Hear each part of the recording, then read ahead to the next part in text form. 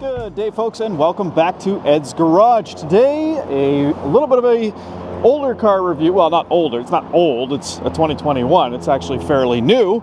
But this is the 2021 Ioniq Electric Preferred Trim. And the reason I wanted to do this video today was because we've had some inquiries on this vehicle. It's a pre-owned vehicle, obviously. And I think these are going to start to hit the market quite a bit in the used market in the next little while here, and that's because there's obviously a lot of new EVs coming out and people are going to be upgrading. But the reason that I specifically wanted to do a full review on this car today, not just a quick little one, is because honestly it's a great car, and if you're looking for a pre-owned electric vehicle for a reasonable amount of money, the Ioniq should definitely be near the top of your list, if not the top of your list, because it's going to depend obviously on what you want. But this ticks a lot of boxes. So let's go over this one. This is the preferred trim. There's two levels on the Ioniq. Basically, you get the preferred and then the ultimate. In the United States, it would have been the preferred and the limited, or the SE, sorry, the SE and the limited. I think they actually had an SEL as well down in the States, but I apologize if I got that wrong. But anyway, this one here, as part of the redesign in 2021, or at least the facelift update, sorry, 2020, they added a bigger battery. So it's got a 38 kilowatt battery. It has a little bit bigger motor as well than the previous, like the previous years, the 27 to 2019. And of course, with the bigger battery, better range. So it's a 274 kilometer range on average, which is really good actually, because if you compare that to the Nissan Leaf of the same vintage with a 40 kilowatt battery, it only went 240 kilometers as compared to the 274 kilometer Ioniq. One of the reasons is this is a very, very streamlined vehicle. It's very aerodynamically efficient, and it's got a heat pump. So that's a big, big plus and a big advantage for the Ioniq compared to other used EVs in the market. Well, let's see what else you get on this 2021 Ioniq Electric. Well, you get 16-inch aluminum alloy wheels. So it's wrapped in, currently this one's wrapped in Michelin Energy. They're 205/60 R16. The tires that the vehicle originally came with would have been, I believe, Nexen on here. Actually, they might have been Michelin's now that I think about it. But yeah, really nice looking rim. So that's another thing that they improved over the 2019 versions. They got rid of some ugly rims and replaced it with some nice ones. On the front of the vehicle, you have projection headlights, which is nice. LED running lights here. It still, of course, has the little air curtain pass-through that creates that curtain of air over the wheels. It actually blows out the side there. The grille is a little bit different than the previous model as well. You got the forward-facing radar system here. That, of course, is for your autonomous braking and adaptive cruise control. You got the active grille shutters here, which, of course, will open up when it needs to cool the battery down a little bit quicker. And then if we have a look at the side, you can see it does have proximity entry. There is even a little light inside there that comes on as you approach the vehicle. And one of the things I really, really like about the Ioniq is it actually has a full aluminum tailgate as well as an aluminum hood. So we're going to go look under the hood in a moment. But check this out. This opens up nice and high, gets out of the way, so you're not going to be banging your head into it. And there's a really, really good amount of very usable space back here. Obviously, these came with a tire mobility kit. No spare tire, of course. And then, of course, the level 1 charging cable. And they even came equipped with a cargo net, so that's kind of nice. And that cargo net's super handy because it locks into the 4 positions on the floor here, and then you can just shove stuff underneath. Underneath the floor, a little bit of extra storage, also access to the emergency charging lock release door there. And you can actually put stuff underneath here. A lot of people don't realize this, but there's a little bit of extra space underneath there as well. The other nice thing is that it came equipped with a privacy cover. Check that out. So that covers all of your valuables up quite nicely. And when you take that out, you can actually stick that down here to keep it out of the way. So it actually fits perfectly. You can see the little notch right there. Fits perfectly underneath the floor to keep it out of the way. Of course, it is a 60/40 split rear bench, and when you put the seats down, it's a nice smooth transition onto the seat back, making larger items very easy to slide in and out. Another thing to note here is you do have a subwoofer back here, because in Canada, all trims came with the premium audio system, which is a nice touch. Closing the hatch here again, you can see we've got the backup camera right there, right above the nice Ioniq logo. All right, let's have a look under the hood. All right, so I'm gonna lift up the hood now. Here's another cool contrast between the Ioniq and the Leaf. If you are checking out the Leaf, which is basically its main competitor, try lifting up the hood with one finger. I bet you can't do that, and that's actually kind of neat. So where weight savings really matter, the Ioniq has it in spades, and that's, again, part of the reason why it gets much better range on a smaller battery than its main competitor. But having a look underneath here, you can see there is our heat pump system right there. Easy access to the accessory battery, the fuse box, and of course you have the coolant there. Now that coolant is also part of not just the electric motor, but the battery is cooled with the coolant as well and heated, and that's another big plus. Again, main competitor being the Leaf has no battery temperature management system. This does. It can actually warm the battery up using that coolant. It actually warms the coolant, which then cools the battery, and warms the battery, sorry. The name coolant is throwing me off a little bit.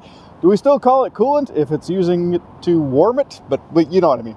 Anyway, so yeah, it's not only able to warm and cool the interior, it's also able to warm and cool the battery using the heat pump system, as well as, of course, the electric motor. So all of that is connected and combined and works in unison. So really good system there. All right, let's have a look at first the back seat. All right, so I've gone ahead and put the front seat exactly where I would put it to drive it, so you can get a good idea of how much legroom you have in this vehicle if you're 6'2" and you have a 6'2" person behind you. And as you can see, I do have a little bit of legroom in front of me, or a little bit of space in front of my knee, which is kind of nice. But it is also a solid seat back, so if you do have somebody back here constantly hitting the seat, you're not going to feel that as much. That's kind of nice. And also, we do have a center cup holder armrest, which does get supported here. It doesn't just flop on the seat, so that's kind of nice as well. Also back here, you can see we've got a net on the back of the passenger seat and grab handles on well, not all four sides, but both sides of the back seat and then in the passenger. We've also got a light up here as well. As far as sitting back here, it's pretty comfortable. The seat is raked back quite nicely, so it's not like too straight up or anything like that. The armrest is cushioned on the door, as well, of course, as the center cup holder armrest is also cushioned. So pretty comfortable place to be. Let's check out the front seat. All right, so for the front seat, before I jump in, I'm just going to point out a couple things. So obviously you've got your mirror controls, window controls, etc. right there. Both front seats are manually adjustable. However, both do have height adjustment, so that's kind of nice. But yeah, let's jump in. So as I mentioned, I put the seat in the position that I would normally drive it in. And as you can see, I got tons of headroom and reasonably good legroom at the moment. But, well, this is where I would drive it, so I'd say good legroom. But check this out. If I move the seat back, now I have too much legroom. I got to actually pull the seat forward a little bit to get actually comfortable. Now, this vehicle is actually very well equipped. You'll notice we do have the Harman Kardon audio system, as I mentioned, the premium audio system in this vehicle. Right here on the dash, you can see I've got the lane keep assistance button right here. So that is going to come into effect when you're going about 64 kilometers an hour or faster. Push button start, of course. Down here in the center console, we got a power e-brake, heated steering wheel, heated seats in the front, 3 levels, so that's kind of nice. Different drive modes, so that includes, we have normal, sport, and eco, and then if I hold the drive mode button down, you can see it says Eco Plus, so let's do that. Now, Eco Plus will actually turn off the climate control system, as well as limit the top speed, and also limits the amount of energy output that you get as well. So we're going to turn that off. So that's not something that we need to use very often, of course. If we're really concerned about running out of battery, we can put that on and, you know, squeeze a few extra kilometers out of it anyway. So I need to plug this one in because it's not very well charged up, and I got somebody coming in to look at this tomorrow. But anyway, one thing I really love is the push button transmission system here. So you can put it into drive reverse simply by pressing buttons. Park is automatic if you shut the car off, but also if you take your seatbelt off and open the door, it puts it into park for you as well. We do have automatic climate control here, as you can see, so that's really nice. Little touch sensitive buttons here, but they work really well. And we have automatic recirculate, so if I pull the windshield washer fluid, as you can see, it recirculates automatically. Having a look at the buttons on the steering wheel, and you'll notice all of the buttons here are for the infotainment system. They don't kind of mix anything up. They just, everything here is for infotainment, everything here is drive related. So these two buttons here, they will show you all of your drive information on the center screen there. You can actually customize what you see on the screen. Not going to get too deep into that though, but this button right here, as well as these, are all for the cruise control. So it has adaptive cruise. So you set the cruise on, you set the speed by pushing this down. You got the cancel there, resume, and then you've also got the button to change the distance between you and the car in front of you. On the back of the steering wheel, you have paddles that increases and decreases the level of regeneration. So if we put the vehicle into drive, right here is where you can see the regeneration level. I'll zoom in a little bit so you can see that a little better. So currently it's on level 3. And if I pull the right paddle, I can drop that down to all the way to nothing. And if I pull the left paddle, I can increase that to all the way maximum. Now, also, if you hold the paddle down while driving, it will bring it to a stop as well, which is kind of cool.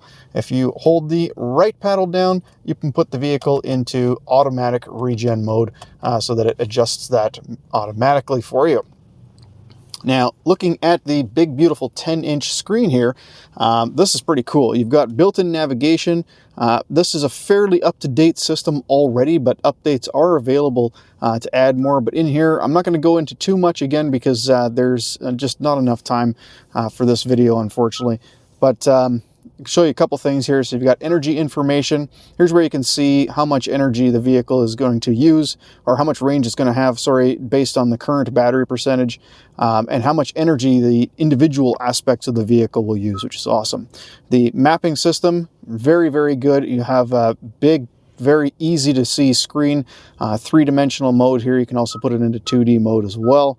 That's awesome. And the radio on this one, still using the the vacuum tube style here, which is kind of neat.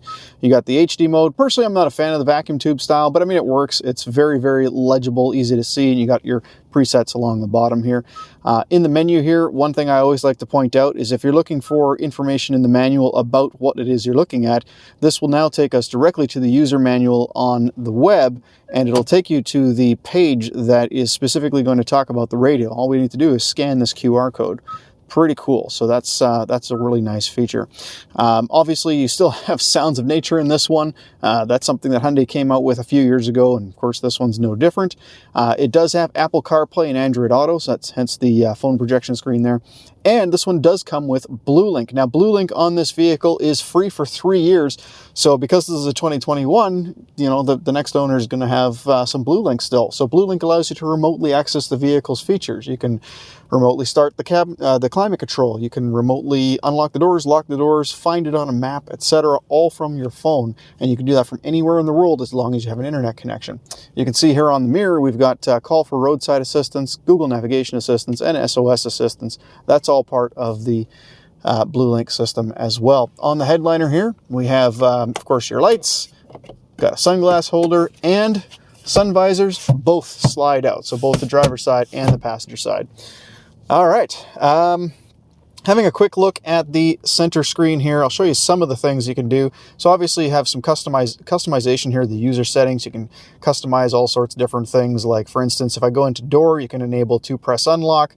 If I go into lights, you can have the one-touch turn signal, do 3, 5, or 7 flashes. So that's when you tap the stalk and it just flashes a few times for you and then stops automatically. And in the other screens here, you can see we have our energy consumption. We have our compass. We have our drive information as far as like adaptive cruise control and whatnot.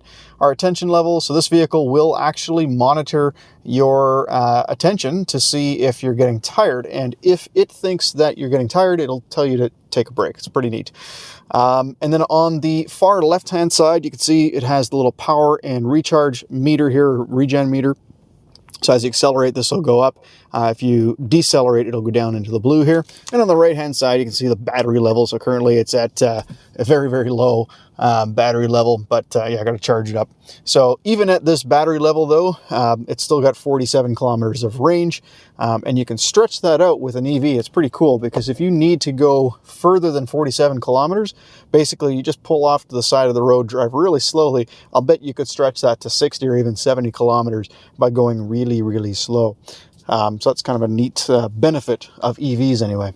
Down here, you got a whole bunch of console space, center console space for storage. And then underneath the armrest here, you can see there's also, I don't know if you can see that, but there's a USB port right there. And it is backlit as well, which is kind of nice.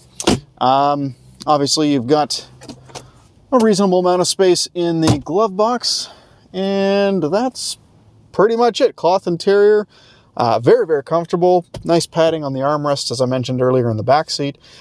Yeah, great car, very nice ride, pretty quiet on the highway and stuff, and a good audio system to take the place of the lack of engine noise, I guess.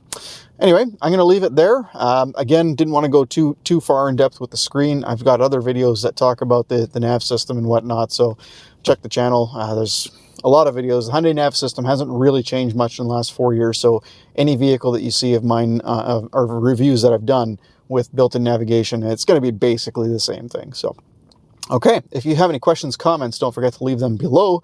If you found this video helpful at all, don't forget to hit like and subscribe. Thank you so much for watching. Till next time, have a great day.